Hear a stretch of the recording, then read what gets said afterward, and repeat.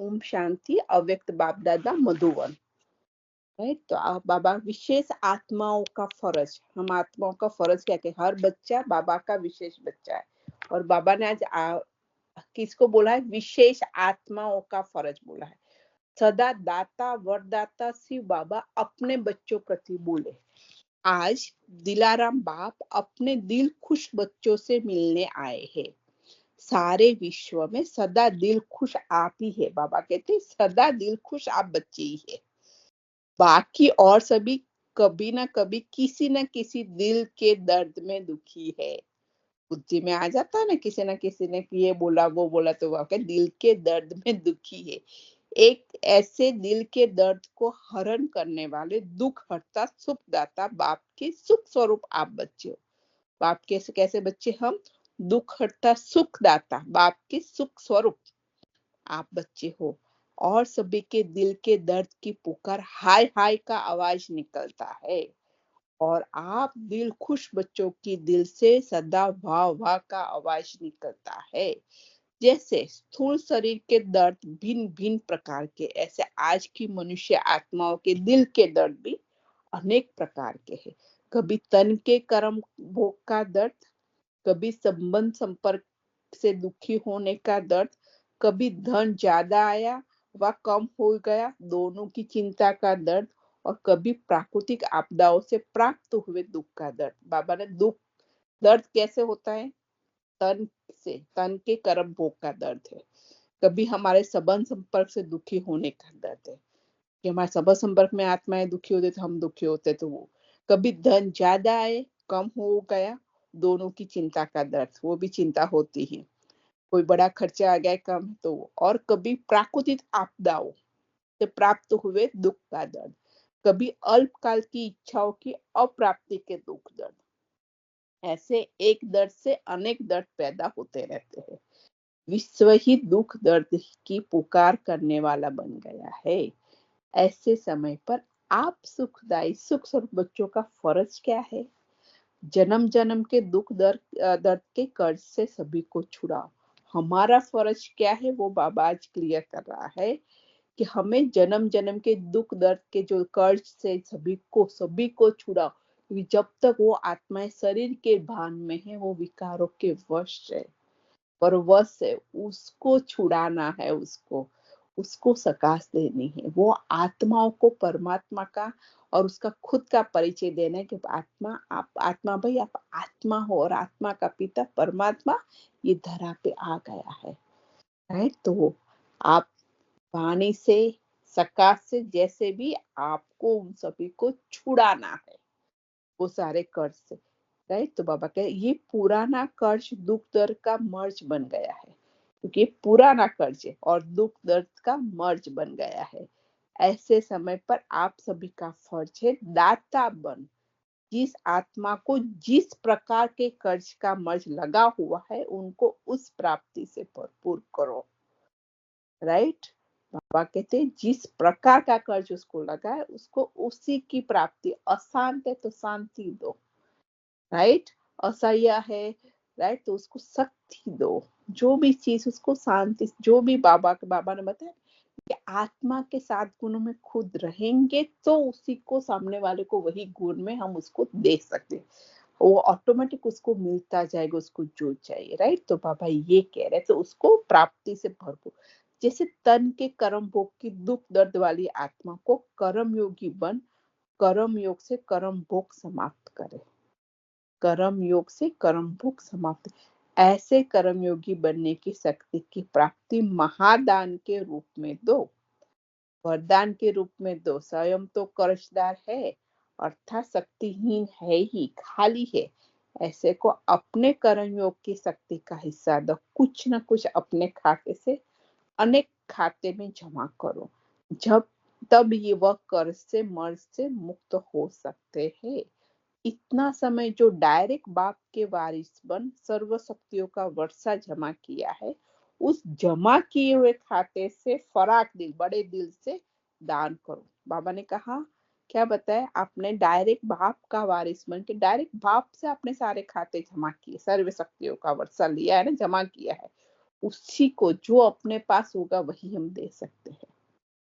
तो हमें पहले तो वही बाबा कहते हैं, आपने जो भरा है बड़े दिल होके उसको दान दो, क्योंकि दाता के बच्चे हो आपको तो वो भरपूर कर सागर से ले रहे हैं ना। तो वो हमें भरता ही रहे, तब दिल के दर्द की समाप्ति कर सकेंगे।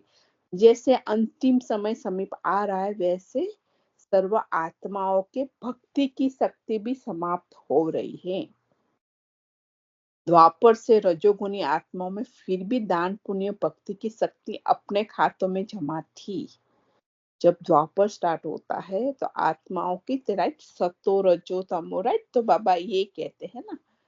तो इतनी मुश्किल नहीं थी पहले, क्योंकि आत्मा सतयुग में होती सतो प्रधान, राइट, त्रेता में होगी सतो, फिर रजो में आती है। तो रजो में इतनी ताकत नहीं घटती है। इसीलिए जब भक्ति स्टार्ट होती है तो सारी आत्मा भी जब प्योरिटी से, और जब ऊपर से भी जो नई आत्मा आती है उनका भी वही स्टार्टिंग में है, वही आत्मा, वो भी प्योर होती है ना ऊपर जब जाती है। तो वही उसका भी वही है, हर आत्मा को सतो रजो तमो में जाना होता है, राइट। तो वो बाबा कहते हैं कि द्वापर से रजोगुनी आत्माएं में फिर भी दान पुण्य भक्ति की शक्ति अपने खातों में जमा थी। इसलिए अपने आत्मनिर्वाण के लिए कुछ न कुछ शांति के साधन प्राप्त थे। लेकिन अब तमोगुणी आत्माएं इस थोड़े समय के सुख के आत्मनिर्वाह के साधनों से भी खाली हो गई है, क्योंकि उनको तो थोड़े समय का सुख, वो भी उससे भी वो खाली हो गई, अर्थात भक्ति के फल को भी खाकर खाली हो गई है। जो चीज खाते हैं भरपूर, क्योंकि उनके पास थोड़ा ऊपर से आते थोड़ा, लेकिन जब उसकी आत्मा जब जितने जन्म लेती है वो आत्मा की शक्ति कम हो जाती है। और जो पावर तो भरती है, क्योंकि आत्मा एक ऊर्जा है, लेकिन वो ऊर्जा को बड़ा ही नहीं, जब घटती है तो वही पावर, लाइट हाउस जो पावर हाउस है तो भरना पड़ेगा ना। हमारी टेलीफोन की बैटरी अगर खत्म होती है तो उसको हमें रिचार्ज तो करना पड़ेगा, चार्ज नहीं करेंगे तो खाली रहेगी। और जो भक्ति में तो उनको वही बाबा ने ये सब बताया ना, आप धक्के खाते खाते आप क्या हुआ, आप सतो प्रधान से तमो प्रधान बन गए, राइट। तो वही बाबा कह रहे, तो उनको फलस्वरूप भक्ति भी है, राइट। तो बाबा कहते भक्ति के फल को भी खाकर खाली हो गई है। अब नामधारी भक्ति है, फलस्वरूप भक्ति नहीं है। भक्ति का वृक्ष विस्तार को पा चुका है। वृक्ष की रंग बिरंगी रंगत की रौनक जरूर है, लेकिन शक्तिहीन होने के कारण फल नहीं मिल सकता। जैसे स्थूल वृक्ष जब पूरा विस्तार को प्राप्त कर लेता है, जड़ीभूत अवस्था तक पहुंच जाता है, तो फलदायक नहीं बन सकता। बाबा स्थूल में भी वृक्ष होता है, पूरा विस्तार को पा गया, अब उसकी जड़ीभूत अवस्था हो गई है, तो कोई फलदायक फल देने के लायक नहीं होता है ना। तो वो बाबा लेकिन छाया देने वाला बन जाता है, छाया बन जाती है, छाया में क्योंकि विस्तार है तो उसके नीचे आप रहोगे तो छाया तो मिलेगा, लेकिन छाया देने वाला बन जाता है। ऐसे भक्ति का वृक्ष भी दिल खुश करने की छाया जरूर दे। कौन सा? दिल खुश करने की छाया, कि हाँ हम भगवान का नाम दे रहे हैं, हम इतना घंटा कर रहे हैं। लेकिन बाबा ने कल बताया ना, भक्ति करते करते भी संकल्प में भी देदारी याद आते हैं, राइट। तो वो चीज से गुरु कर लिया, मुक्ति मिल जाएगी। तीर्थ यात्रा दान पुण्य किया, प्राप्ति हो जाएगी। ये दिल खुश करने के दिलासों की छाया अभी रह गई है, अभी नहीं तो कभी नहीं मिल जाएगा, राइट। बाबा कहते अभी नहीं तो कभी मिल जाएगा। बाबा ये कहते भक्ति मार्ग में उनको होता है कि चलो हम तीर्थ यात्रा कर ले, हमने थोड़ा गुरु कर लिए तो हमें कुछ ना कुछ तो मिल ही जाएगा, राइट, कभी ना कभी तो मिल जाएगा। इसी छाया छाया में बेचारे बोले भक्त आराम कर रहे, लेकिन फल नहीं है। इसीलिए सबके आत्मनिर्वाह के खाते खाली है। तो ऐसे समय पर आप भरपूर आत्माओं का फर्ज है अपने जमा किए हुए हिस्से से ऐसी आत्माओं को हिम्मत उल्लास दिलाना। इसलिए परमात्मा हमें हर रोज जमा करा रहा है कि आपको देना है। जमा है या अपने प्रति ही कमाया और खाया। बाबा ने कहा जमा है या अपनी ही मुश्किलों में अपना ही खाता हमने जमा जो था वो खाली कर दिया, राइट। तो बाबा कमाया और खाया उसको राजयोगी नहीं कहेंगे। स्वराज्य अधिकारी नहीं कहेंगे। राइट, राजा के भंडारे सदा भरपूर रहते, प्रजा के पालना की जिम्मेवारी राजा पर है। हम स्व के राज्य का अधिकारी है। राइट, तो बाबा कहते राजा के भंडारे तो सदा भरपूर होते प्रजा के लिए, प्रजा की पालना की जिम्मेवारी राजा की होती है। आप राजयोगी हो। राइट, बाबा अभी हमें राजा बनाता है और हम भविष्य में भी राजा बनते हैं, लेकिन अभी जितना बनेंगे उतना वहां पे है। बाबा कहते तो वो है। राइट, तो स्वराज्य अधिकारी अर्थात सर्व खजाने भरपूर। अगर खजाने भरपूर नहीं तो अब भी प्रजा योगी। बाबा कहते हैं कि खजाने हमारा अभी भी भरपूर नहीं होते तो प्रजा योगी है। राजयोगी नहीं, प्रजा कमाती और खाती है। गांव का प्रजा थोड़ा बहुत जमा रखती है, लेकिन राजा खजानों का मालिक है। तो राजयोगी अर्थात स्वराज्य अधिकारी आत्माएं। किसी भी खजाने में जमा का खाता खाली नहीं हो सकता। तो अपने को देखो कि खजाने भरपूर है। दाता के बच्चे सर्व को देने की भावना है, वह अपने में ही मस्त है। हमें चेक करना है। स्व की पालना में ही समय बीत जाता, व औरों की पालना का समय और खजाना भरपूर है। स्व के लिए ही निकालते हैं या औरों की भी पालना का समय और खजाना भरपूर है। यह संगम से ही रूहानी पालना के संस्कार वाले भविष्य में, संगम पर ही रूहानी पालना के संस्कार वाले भविष्य में प्रजा के पालनहार विश्व राजन बन सकते हैं। देखो बाबा क्लियर करता है कि यहाँ संगम में जितनी रूहानी पालना के संस्कार वाले होंगे वही भविष्य में प्रजा के पालनहार विश्व राजन बन सकते हैं। राजा व प्रजा का स्टैंप यहाँ से ही लगता है। पासपोर्ट में जो स्टैंप लगता है तो यहाँ से आप प्रजा का या राजा का, बाबा कहते स्टैंप यहाँ से ही लगता है। स्टेटस वहां मिलता है, पद वहां पे मिलेगा। आज बाबा ने बताया ना, राजा रानी, राइट, अलग अलग पद बताए, प्रजा भी बताया। राइट, तो वो स्टेटस वहां पे मिलता है, लेकिन स्टैंप यहाँ पे लग जाता है। अगर यहाँ की स्टैंप नहीं तो स्टेटस नहीं, अगर यहाँ पे स्टैंप नहीं मिला तो वहां पे स्टेटस भी नहीं मिलेगा। संगम युगी स्टैंप ऑफिस है। बाबा कहते ये ऑफिस ही पूरी संगम युग पे स्टैंप ऑफिस है। बाप द्वारा ब्राह्मण परिवार द्वारा स्टैंप लगती है। बाप द्वारा ब्राह्मण परिवार द्वारा स्टैंप लगती। तो अपने आप को अच्छी तरह से देखो, स्टॉक चेक करो। ऐसे न हो कि समय पर एक अप्राप्ति भी संपन्न बनने में धोखा दे देवे। बाबा कहते ऐसा ना हो कि समय आए और एक अप्राप्ति हो, कोई भी इच्छा एक रहेगी, कोई प्राप्ति कम रहेगी, और वो अगर हमें संपन्न भरपूर बने नहीं ना, क्योंकि 16 कला संपन्न बनना है, तो वो उसमें धोखा दे दे। जैसे स्थूल स्टॉक जमा करते, अगर सब राशन जमा कर लिया लेकिन छोटी सी माचिस रह गई तो अनाज क्या करेंगे। सब कुछ हमने राशन बासन सब कुछ जमा कर लिया, माचिस जो चूल्हा जलाने के लिए चाहिए, राइट, अगर वो रह गई तो फिर अनाज का क्या करेंगे, खाना कैसे पकाएंगे। तो बाबा कहते अनेक प्राप्तियां होते भी एक अप्राप्ति धोखा दे सकती है। राइट, तो बाबा ऐसे एक भी अप्राप्ति संपन्नता का स्टैंप लगाने के अधिकारी बनने में धोखा दे देगी। एक भी अप्राप्ति नहीं चाहिए हमें, नहीं तो वो हमें धोखा दे देगी।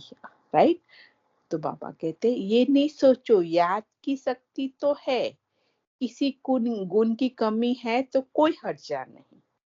याद करने की तो बाबा को शक्ति है, लेकिन कोई गुण की अगर कमी है तो कोई हर्जा। याद की शक्ति महान है, नंबर 1 है, ये ठीक है, लेकिन किसी भी एक गुण की कमी भी समय पर फुल पास होने में फेल कर देगी। ये छोटी बात नहीं समझो। एक एक गुण का महत्व और संबंध क्या है ये भी गहरा हिसाब है, वह फिर कभी सुनाएंगे बाबा, कभी अभी नेक्स्ट वीडियो में आएगा कि एक एक गुण का महत्व क्या है। आत्मा का जो गुण है वो एक एक गुण का भी महत्व क्या है। बाबा कहते एक भी गुण की हमारी, राइट, कमी नहीं होनी चाहिए, नहीं तो वो भी हमें फुल पास होने में फिर फेल कर देगी। क्योंकि बाबा हमें full pass pass with honour बनना है ना।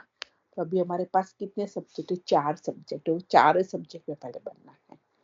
आप विशेष आत्माओं की फर्ज अदाई क्या है, आज ये विशेष स्मृति दिलाई, समझा। इस समय दिल्ली राजधानी वाले आए हैं ना, तो राज्य अधिकारी की बातें सुने। ऐसे ही राजधानी में महल नहीं मिल जाएगा। बाबा क्लियर करते कि ऐसे ही राजधानी में सत्युग में महल नहीं मिलेगा। बाबा ने यस्टरडे बताया था, महल भी अलग अलग प्रकार के हैं, सोने के, चांदी के और ईंटों के, राइट। पालना कर प्रजा बनानी होगी। दिल्ली वाले तो जोर शोर से तैयारी कर रहे होंगे ना। राजधानी में रहना है तो दूर तो नहीं जाना है। अगर राजधानी में रहना है तो दूर। गुजरात वाले अभी भी साथ है। संगम पर मधुवन के साथ है तो राज्य में भी साथ होगी, राइट। बाबा कहते हैं गुजरात आबू से बहुत नजदीक होता है, मधुवन से। कुछ भी जरूरत है तो पहले गुजरात की आत्मा, जो सेवाधारी आत्माएं वहां पहुंच जाती है। वहां पे पहला मैसेज जाता है मदद के लिए, जो इंस्टेंट आ सकते हैं, राइट। तो बाबा के संगम पर मधुवन के साथ है तो राज्य में भी साथ होंगे ना। साथ रहने का दृढ़ संकल्प किया है ना। तीसरा है इंदौर। इन डोर, अंदर की तरफ डोर है ना, इन डोर अर्थात घर में रहने वाले। इन डोर, डोर के अंदर रहने वाले। डोर बाहर की तरफ, घर के अंदर जो रहते, इंडोर बाबा कहते, देखो घर में नहीं रहने वाले। तो इंदौर जोन वाले राज्य के घर में रहेंगे ना, अभी भी बाप के दिल रूपी घर में रहने वाले। तो तीनों की समीपता की राशि मिलती है। सदा ऐसे ही इस भाग्य की रेखा को स्पष्ट और विस्तार को प्राप्त करते रहना। अच्छा, ऐसे सदा सदा संपन्नपन की फर्ज अदाई पालन करने वाले, अपने दातापन के श्रेष्ठ संस्कारों से सर्व के दर्द मिटाने वाले, सदा स्वराज्य अधिकारी बन रूहानी पालना करने वाले, सर्व खजानों से भरपूर भंडार करने वाले, मास्टर दाता वरदाता, ऐसे राजयोगी श्रेष्ठ आत्माओं को बाप दादा का याद प्यार एंड नमस्ते। रूहानी बच्चों की भी रूहानी माता पिता बाप दादा को याद प्यार, गुड मॉर्निंग, नमस्ते, शुक्रिया बाबा। अब पार्टियों से अव्यक्त